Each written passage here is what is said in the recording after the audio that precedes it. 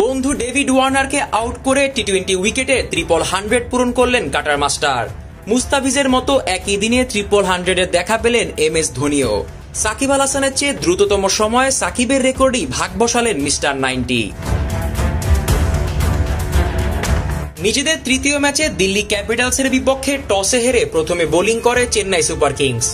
অপরিবর্তিত একাদশ নিয়েই মাঠে নামে চেন্নাই।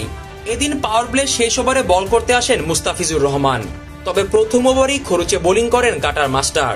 4টা বাউন্ডারি হজম করেন নিজের প্রথম ওভারেই, একটা নো বলও করেন তিনি। পাওয়ার প্লে শেষে 62 রান করে দিল্লি ক্যাপিটালস, যা তাদের এবারের সিজনের সর্বোচ্চ। প্রথম ওভারে 18 রান দেওয়ার পর 10তম ওভারে আবারও বল করতে আসেন মুস্তাফিজুর রহমান। এবার প্রাক্তন দলের অধিনায়ক বন্ধু ডেভিড ওয়ার্নারের উইকেট তুলে নেন কাটার মাস্টার। ফিজের গুড লেগদের করা কাটারে রিভার্স সুইপ খেলতে গিয়ে ক্যাচ তুলে দেন ওয়ার্নার। বাজ পাখির মতো লাফ দিয়ে সেই ক্যাচ ধরেন মাথিসা পাথিরানা। দলের হয়ে প্রথম উইকেটটা এনে দেন মুস্তা। এই ওভারই এলবিডব্লিউ হওয়ার সম্ভাবনা তৈরি হয়েছিল। অধিনায়ক গাইকোয়াদ চাইলেও রিভিউ নিতে না করেন কাটার মাস্টার। পরে দেখা যায় সেটা আসলে এইজড হওয়া একটা ডেলিভারি ছিল।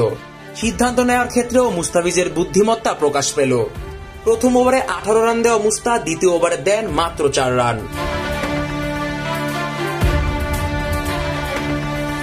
ওয়ার্নারকে আউট করেই টি-20 ক্রিকেটে 300 উইকেটের মাইল ফলক স্পর্শ করলেন কাটার মাস্টার। সাকিব আল হাসানের পর দ্বিতীয় বাংলাদেশি হিসেবে এই কীর্তি গড়লেন ফিজ, সেটাও আবার সাকিবের চেয়ে দ্রুততম সময়ে। সাকিব 300 উইকেটের মাইল ফলক স্পর্শ করেছিলেন 261তম ম্যাচে। মুস্তাফিজ সেটা করে দেখালেন 243 ম্যাচেই। 300 টি-20 উইকেট পাওয়ার সময় সাকিবের বয়স ছিল 31 বছর 31 দিন। অন্যদিকে ফিজ 300 মাইল ফলক ছুলেন 28 বছর 207 দিনেই।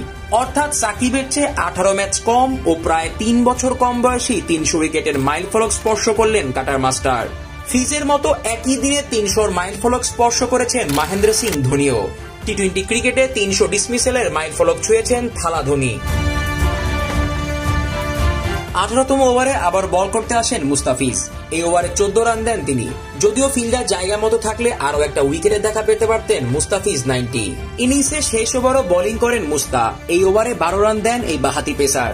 এদিন 4 ওভারে 47 রান দিয়ে একটা উইকেট শিকার করেন নিজের প্রাক্তন টিমের বিপক্ষে।